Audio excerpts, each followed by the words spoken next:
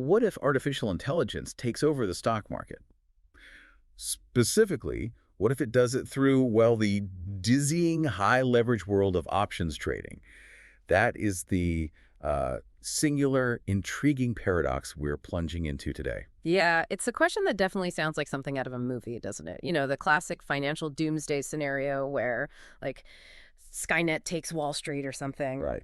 But let's maybe cut through the Hollywood stuff for a second and look at the actual financial logic here. Okay, let's do that. We really should quell the fears around that whole rogue AI narrative first, because the path to, market domination, it's blocked by something surprisingly simple. Money. Capital, exactly. An independent AI can't just, materialize and seize control because fundamentally the billions, and you do need billions required to genuinely move major indices, they still rest with humans, investors, companies, institutions. Precisely. To play big, I mean, to really command enough volume to dictate pricing and cause those systemic ripples we worry about, AI needs to earn its capital first, and probably earn it quickly. Right. It can't just print it. No.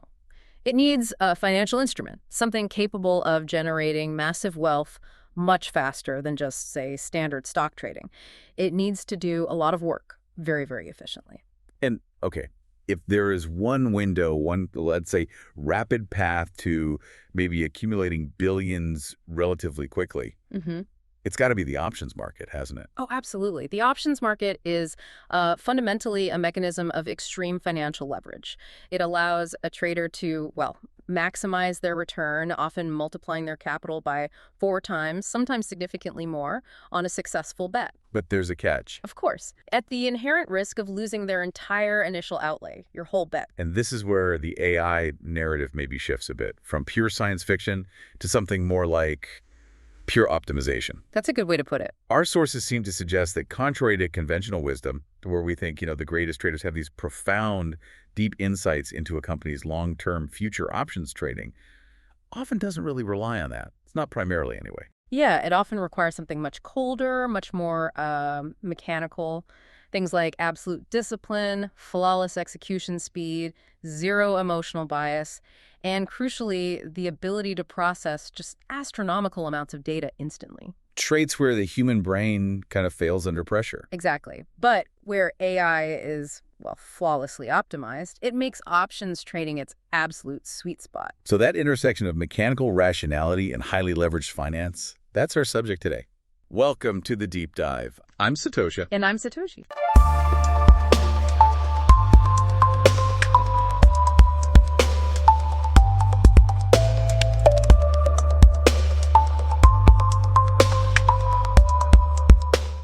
We are honestly, truly grateful for the amazing response to our recent deep dives. Your engagement, it really fuels this work. And this specific deep dive actually was motivated entirely by listener curiosity. You might recall our recent deep dive on STRC, and we'll make sure we put the link in the description for you. Right, the MicroStrategy one. Yeah, where we discussed how MSTR stock, mainly because of its massive Bitcoin holdings, acts very much like a highly leveraged call option on Bitcoin itself. That simple analogy, which, we thought was pretty accessible, it generated this flood of really sophisticated questions from listeners, people who were ready to dive deep into the finance side, but who, quite politely asked, wait, what exactly is a call option? And how does that leverage mechanism actually work?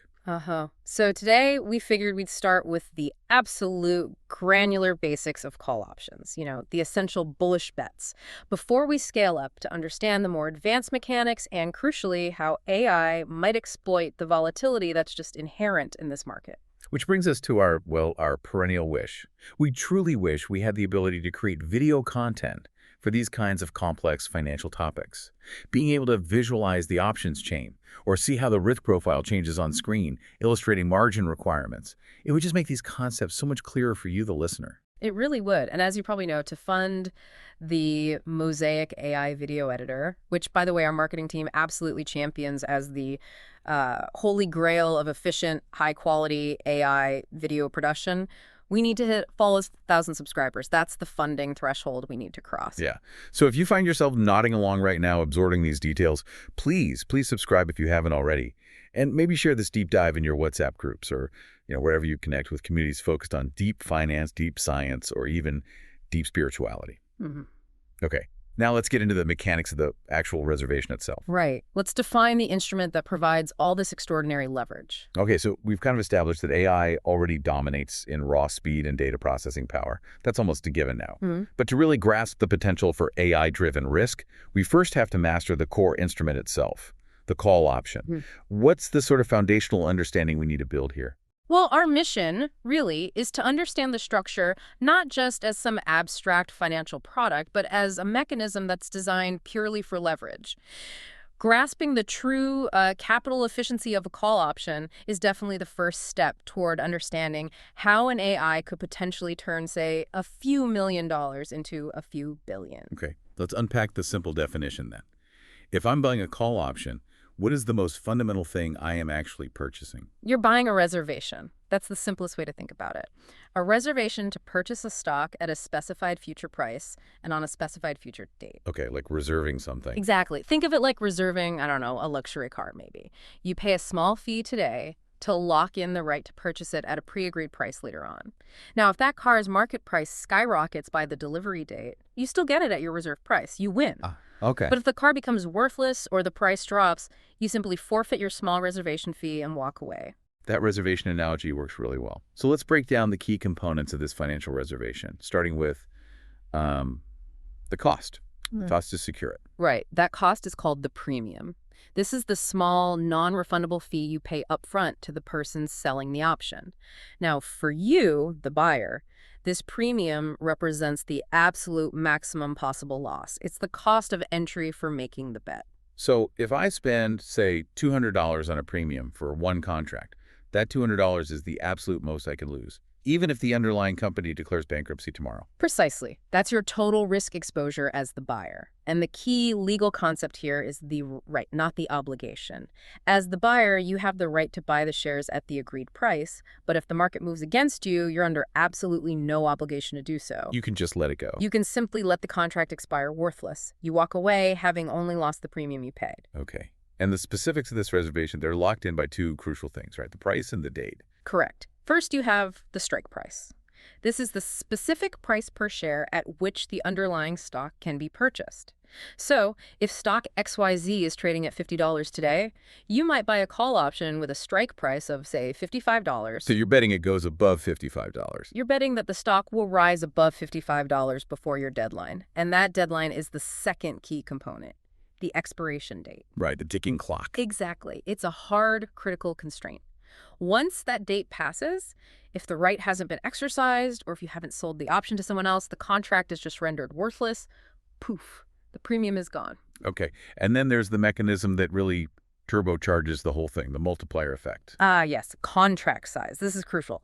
One standardized option contract typically represents the right to control 100 shares of the underlying stock, not one share, 100. And that 100-share multiplier, that's the real engine of the leverage, isn't it? Absolutely. Let's Yeah. emphasize that leverage point. If a stock trades at, say, $100 per share, buying 100 shares outright would cost you $10,000, a big chunk of capital. But if an option contract covering those same 100 shares costs just maybe $5 in premium per share, you've paid only $500, $5 by $100 to control $10,000 worth of stock. Wow. Okay. Big difference. Massive difference. That's the core attraction. And frankly, the reason AI would target this market.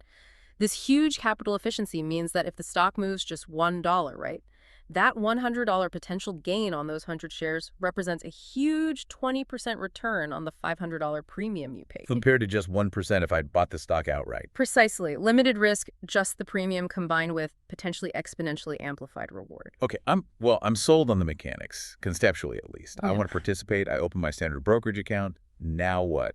I want to start trading options. Hold on there. You first have to navigate the brokerage's required options approval process. This isn't quite like opening a simple checking account. It involves mandatory steps specifically designed to, well, vet your understanding of the risks involved. Why is this vetting so much more stringent compared to just buying normal stock? Because of the leverage, mainly, and the potential for rapid, sometimes total loss of capital, at least the premium you paid. The brokerage is legally and ethically compelled to confirm that you the client, actually understand the inherent risks, Okay. particularly when we get into the selling side of options later, where the risk can actually become unlimited for the seller. This approval process acts as a necessary sort of safety barrier against people just jumping in without knowing what they're doing. So the broker is basically protecting itself from potential litigation, but also trying to protect the client from making potentially reckless financial decisions. Makes sense. Okay, so I get approved. Where do I look next? I need to find an actual option to trade. Right. Once you're approved, you'll typically look at the options chain for a specific stock you're interested in. The options chain. Sounds like a menu. It is, essentially. It lists pretty much every available combination of strike price and expiration date for that particular stock. It's a very dense, data-rich matrix. Which sounds exactly why it's perfectly suited for AI analysis. Exactly. It's a vast landscape of potential bets just waiting to be optimized across thousands of possibilities simultaneously. Okay, so we've defined the tool, the call option itself. Now let's talk more about the specific environment, the market mechanics, where things like AI and sheer speed become really dominant factors. Right. So when a human trader looks at that, frankly, overwhelming options chain, they usually apply one immediate filter. They must choose contracts that have extremely high trading volume. High volume. Okay, for a novice, this might seem kind of secondary to picking the right strike price or expiration date. Why is volume the single most crucial factor for efficient options trading? Because volume dictates liquidity. And liquidity is, well, it's non-negotiable for success in options. In a market where movements can be instantaneous and the leverage is so high, you absolutely must be able to enter and, arguably more importantly, exit a trade efficiently. If you can't get out when you need to, You're trapped. you're trapped. Yep. Simple as that. And the direct, quantifiable measure of this liquidity is the bid-ask spread. Let's detail exactly what that spread represents and why a wide spread is so, well, ruinous for traders. Okay. The bid-ask spread is essentially your immediate transaction cost. The bid is the highest price any buyer in the market is currently willing to pay for that specific option contract. The ask or offer is the lowest price any seller is willing to accept for it.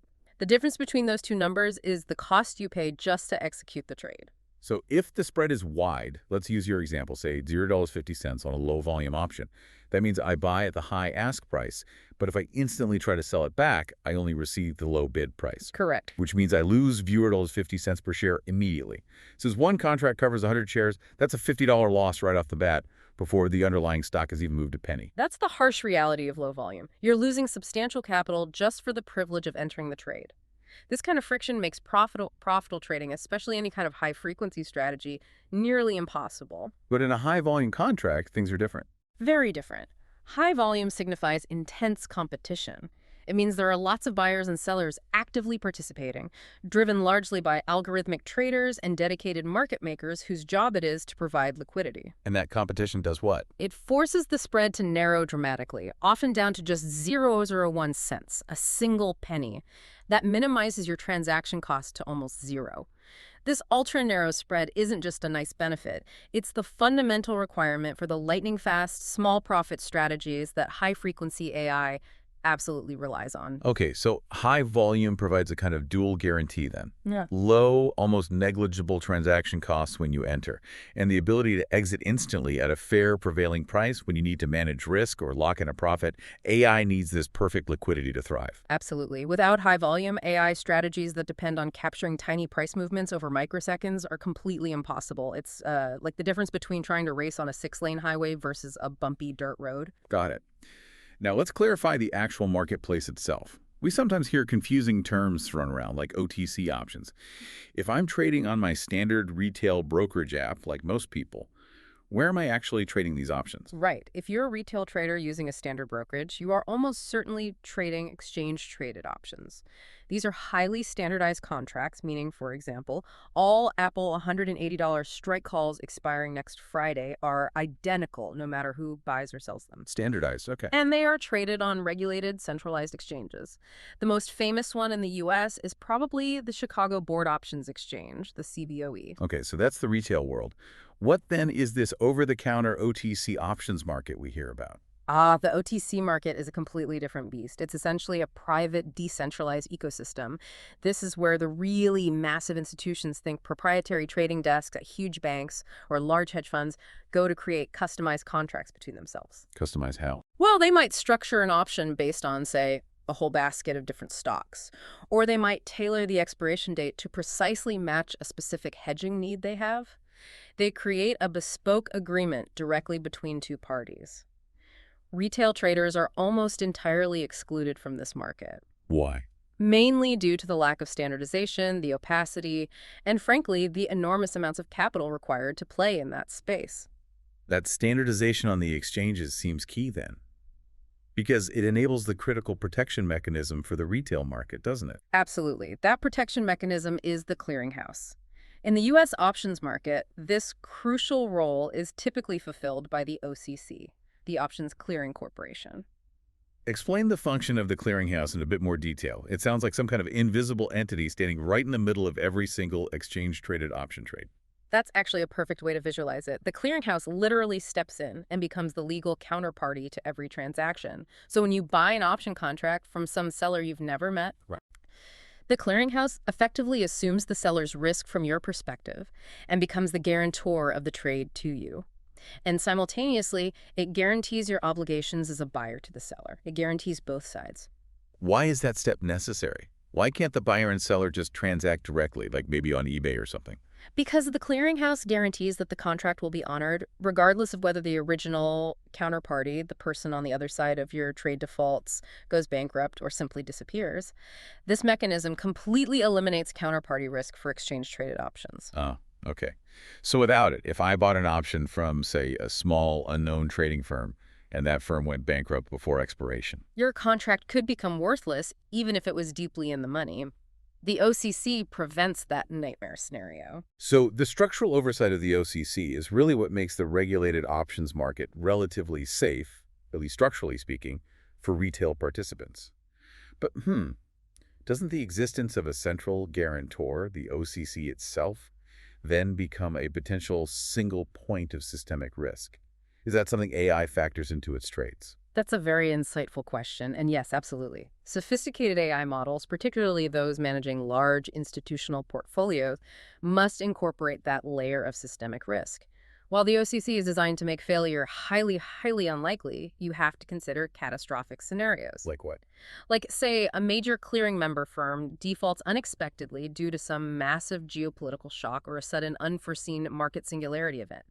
The sheer volume of trades guaranteed by the OCC could theoretically become overwhelming in such an extreme tail risk event. So the AI isn't just looking at the probability of a stock moving.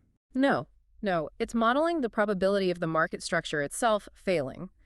It does this by analyzing complex correlations across the exposures of different clearing member firms, monitoring stress indicators in the broader derivatives market, essentially trying to calculate the probability, however small, of the OCC needing some kind of external bailout or intervention. Wow. Okay, that adds a whole other layer of complexity that goes way beyond just predicting a simple stock price direction. We've covered the safety rails on the regulated exchanges, but those rails, they probably get strained when we move from simply buying an option to actively selling one, right? Right, we really must emphasize this again. Buying a call option means your risk is strictly limited, capped at the premium you paid. But selling, or as it's often called, writing, an option fundamentally flips that risk profile on its head. The seller takes the other side of the bet. Exactly. And the broker's comfort level, and therefore the regulatory requirements like margin, change dramatically based on one key factor: how much collateral is backing the potential liability the seller is taking on. Okay, this shift is essential to understand. What really determines whether the broker is comfortable letting me, as a trader, sell an option? It really boils down to two things: defined risk and pre-existing collateral. If the maximum potential loss on the trade is known and fully covered before the trade even executes, the broker is generally pretty accommodating. Okay, But if the potential loss is theoretically unlimited, then the broker needs absolutely ironclad guarantees, usually in the form of substantial collateral. got it. Let's start with the low-risk collateralized strategy then, the one that many retail traders actually use sometimes to generate income. the covered call. Right. A covered call involves selling a call option on a stock that you already own. Specifically, you must hold at least 100 shares of the underlying stock in your account for every one call contract you sell. And its risk profile, why is it considered low risk? It's considered low risk because those 100 shares you already hold act as the complete cover or the collateral for the option you sold. Think about it. If the stock price rises significantly, way above the strike price, the buyer of your call option will exercise it. Meaning they want to buy the shares from me at the lower strike price. Exactly. And you simply deliver the 100 shares that you already owned at that agreed upon strike price. Your obligation is fully secured by the asset you already hold. So by selling the covered call, I'm essentially generating premium income up front. But in exchange, I'm giving up the potential for unlimited upside if the stock really skyrockets way past my strike price. That's the trade-off. Your obligation is entirely secured. The only real risk you retain is the underlying stock price falling significantly. But that's a risk you already accepted when you decided to buy and hold the stock in the first place. Makes sense. And because the collateral, the 100 shares, is right there in the account. The brokerage typically imposes a minimal, often effectively zero, margin requirement for selling a covered call. The stock itself is the margin. Okay, that's the safe end of the spectrum. Now let's pivot to the terrifying opposite, the naked call. This sounds like where AI's speed and optimization algorithms could really be critical, but also where human error could be absolutely catastrophic. Yes, the naked call is, well, selling a call option on a stock that the trader absolutely does not own. They have no underlying shares to deliver if the option is exercised. This creates that nightmare scenario we hear about, right? Theoretically unlimited loss potential. It absolutely does. Let's walk through the catastrophic scenario just to make it crystal clear. Okay, brace yourselves. Imagine you sell a naked call option with a $100 strike price on some volatile tech stock. You collect a premium, maybe $3 per share, so $300 per contract. You're betting, hoping, the stock stays below $100 until expiration. Okay. But then overnight, there's unexpected news, maybe a stunningly successful clinical trial or a surprise takeover bid. The stock doesn't just go up, it gaps up massively, maybe to $500 per share. The buyer of your call option gleefully exercises their right to buy 100 shares from you at the $100 strike price. But you don't own the shares. Exactly, you have nothing to deliver. So the broker steps in and forces you into the open market to buy those 100 shares at the current high price, $500 per share in this nightmare, so that you can immediately fulfill your promise to sell them to the option buyer at $100 per share. Ouch. There's an immediate $400 loss per share. Yes. Or a $40,000 loss on that single contract. And crucially, the loss only stops if the stock price stops rising. If it somehow kept going to $1,000, your loss would be $90,000 per contract. It's theoretically unlimited because there's no theoretical cap on how high a stock price can go. That truly is unlimited risk. Okay, this completely explains why the broker's primary protection mechanism kicks in so hard here. The massive margin requirements. The margin requirement is the absolute gatekeeper for naked options. To even be allowed to sell a naked option, the broker requires the trader to deposit and continuously maintain a substantial cash buffer, the margin, in their account. This margin amount often far, far exceeds the premium they initially received for selling the option. How does the broker figure out how much margin is needed? It must vary. Oh, it varies constantly. The calculation is complex, usually based on proprietary risk models used by the brokerage and the OCC, but generally it involves assessing the historical and implied volatility of the underlying stock and then calculating the potential maximum loss under some kind of extreme but plausible market movement, like maybe a sudden 30% jump in the stock price overnight. So the margin isn't just the premium, it's like a safety deposit against disaster. Exactly. This margin acts as an instant safety reserve.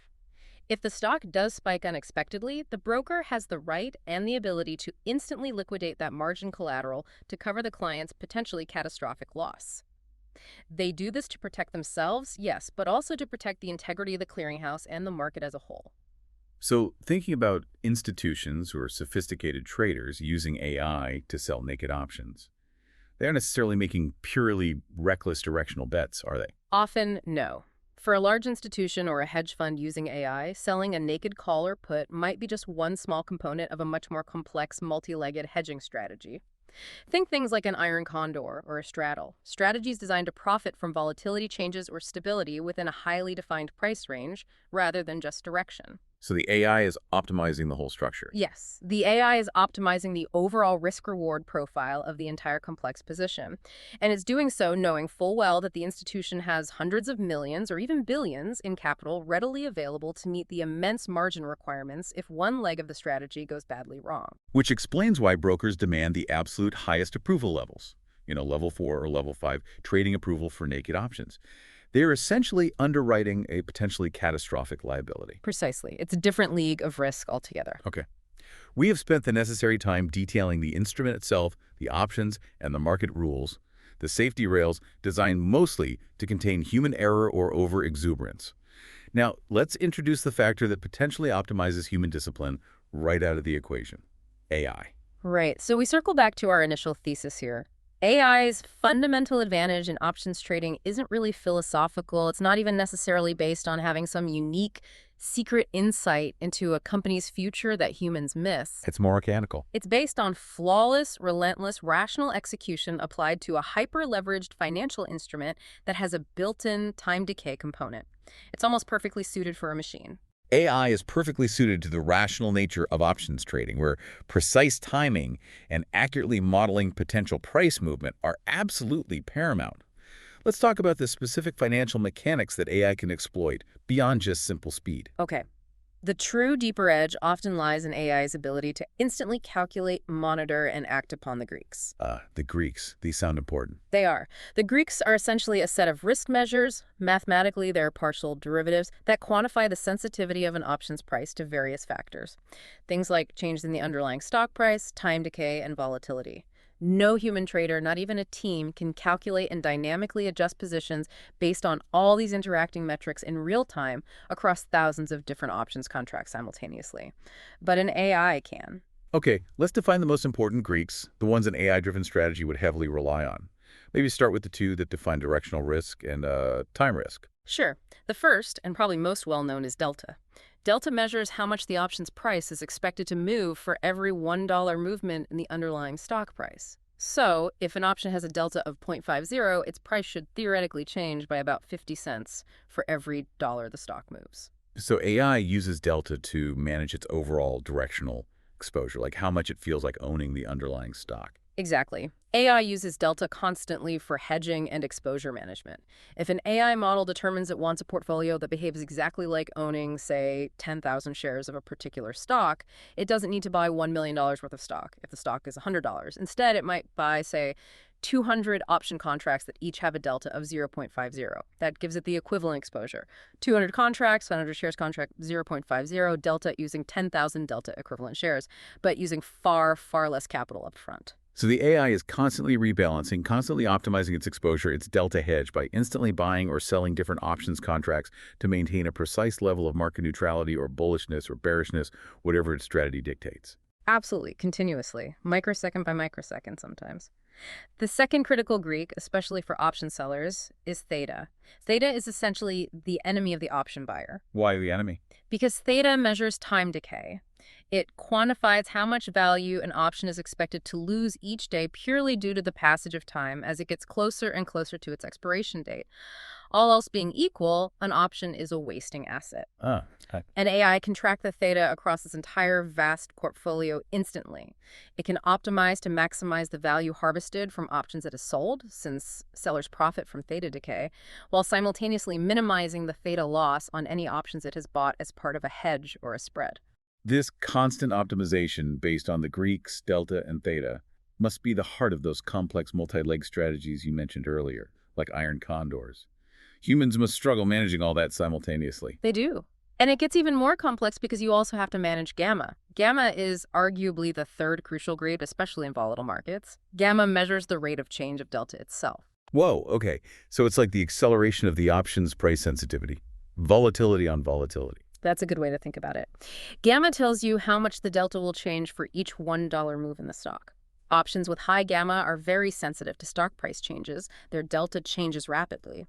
AI uses sophisticated optimization algorithms to instantly determine the most potentially profitable combination of strike prices and expiration dates for complex spreads, like that iron condor, which involves 4 different option contracts simultaneously, while precisely balancing the overall gamma exposure of the portfolio against its current risk tolerance settings. This scale and speed of multivariable optimization is simply impossible for human teams to replicate manually. So the AI transitions. It moves from being just a recommendation engine, maybe suggesting trades to a human, to becoming a fully automated trading bot. It gets connected directly to the brokerage execution systems via high-speed APIs, application programming interfaces, and it starts executing these complex multi-leg strategies instantly without human intervention. Correct. This need for speed leads us directly to the whole concept of high-frequency trading, HFT. Is that how AI builds its capital base? HFT is often the foundation, yes. It's how an AI can potentially address that initial "how does it get the billions" question. HFT firms operate at the microsecond, even nanosecond level. They often focus on strategies like latency arbitrage. Latency arbitrage, meaning exploiting tiny time delays. Exactly. They aren't necessarily looking for huge winning bets based on predicting the market's direction hours or days out. Instead, they look for practically guaranteed, extremely small profits by exploiting the infinitesimal time delays that inevitably exist in the transmission of pricing data between different exchanges or data centers. How does latency arbitrage work specifically in options trading? Give us an example. Okay, imagine the price of the underlying stock ticks up slightly. That price change information might hit the servers of Options Exchange A literally a millisecond or two before it hits the servers of Options Exchange B, maybe due to geographic distance or network routing. Okay, a tiny delay. An HFT algorithm, co-located right next to the exchange servers, sees this fleeting price imbalance. It instantly executes a trade, perhaps buying the related option contract on the slightly lagging exchange B at the old lower price, and simultaneously selling the exact same contract on the leading exchange A at the new, fractionally higher price. Pocketing the tiny difference. Pocketing a guaranteed tiny profit, maybe fractions of a cent per share equivalent. But the key is, these tiny, virtually risk-free profits are accumulated thousands, maybe millions of times per second across many different stocks and options. This allows an AI-driven HFT strategy to scale up its capital base exponentially over the short term. This is a plausible path for AI to quickly earn the billions needed to play bigger games. So the threat isn't just about the AI being smarter in predicting long-term moves. The immediate advantage comes from these guaranteed, almost risk-free profit streams that rapidly amplify its capital, allowing the AI to then trade bigger, take on more complex strategies, and potentially dominate liquidity. That's a very significant part of the picture, yes. And this brings us right back to the ultimate risk we touched on earlier, algorithmic fragility. Yes, because the real danger here, the systemic risk, probably isn't malicious intent from some rogue AI. It's more likely to be systemic rigidity leading to fragility. Algorithmic fragility is the risk that arises when potentially millions of lines of code, often trained on very similar historical data sets, all programmed for instant, perfectly rational execution based on predefined rules, all hit the sell button or the buy button at the exact same microsecond in response to the same trigger event. Can you give us a concrete historical anchor for this kind of fragility, something we've actually seen happen? Well, the textbook example everyone points to is the 2010 flash crash. That event wasn't really caused by widespread human panic in the traditional sense. The initial trigger was an unusually large automated sell order in E-mini S&P 500 futures contracts, but the crash itself happened because thousands of independent automated trading systems reacted to that initial dip simultaneously. They triggered their pre-programmed stop-loss orders and hedging algorithms almost in perfect synchronization. This collective, rational selling by individual algorithms created a massive, sudden liquidity vacuum. Buyers just vanished. So the synchronization itself amplified a relatively small initial drop into a severe, terrifying, albeit short-lived, market plunge that wiped trillions in paper value off the books in just a matter of minutes. Precisely. Now imagine applying that same mechanism to the options market, which, as we've established, is inherently much more leveraged than the stock market. If a sudden, sharp drop in the underlying stock market triggers synchronized selling there, it will likely trigger an even more explosive and perfectly synchronized reaction in the options market. This is due to the extreme sensitivity of options prices to underlying price moves and volatility, especially related to that Greek we mentioned, gamma. High gamma means option deltas change very fast, leading to cascading hedging demands. And this coordinated explosive reaction in the leveraged options market could destabilize the whole system, potentially overwhelming the margin system designed to contain losses. That is the systemic risk scenario, yes. The individual machine, the algorithm, lacks that human-like ability to pause, to question the data, to say, wait, does this price make sense? Or maybe I should wait for liquidity to return before dumping my position. The bot just executes the order based on its preset, perfectly rational parameters, which, when scaled across thousands of similar bots, can become collectively irrational and market-breaking. The market becomes, in theory, hyper-efficient in normal times, but dangerously brittle, dangerously fragile under stress. It's like an ecosystem populated only by perfectly rational, identical actors, making it incredibly susceptible to sudden, dramatic, self-inflicted shocks. That's a very good analogy. It's quite incredible, then, to consider that the same underlying financial tool, the basic call option, is now being deployed, conceptually at least, in an entirely different, highly automated and rapidly growing ecosystem. Decentralized finance, or DeFi. Yes, the core concept translates almost perfectly. In the DeFi and crypto world, you can now trade tokenized call options on various cryptocurrencies or other digital assets. But instead of relying on a centralized, regulated intermediary like the Options Clearing Corporation, OCC, to guarantee the trade. What guarantees it in DeFi? The guarantor of the trade is typically a smart contract running on a blockchain. So the code itself acts as the trustless middleman.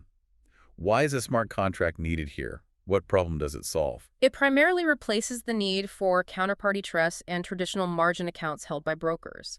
When someone wants to sell a call option in a DeFi protocol, the smart contract typically requires the seller to immediately lock the underlying crypto asset, like Ether or a stablecoin, directly into the contract as collateral. So the collateral is locked by code, not held by a broker. Exactly. This provides an instantaneous, transparent, and importantly, code-enforced guarantee for the option buyer. There's no intermediary who could fail or restrict access. How does the execution differ from the centralized system, then? Well, in the centralized system, the OCC guarantees the performance, and your broker manages your margin and execution if needed. In the DeFi system, the smart contract is the execution engine. If the buyer decides to exercise the option before expiration, they interact with the smart contract, sending the required payment, the strike price. The contract then automatically executes the terms.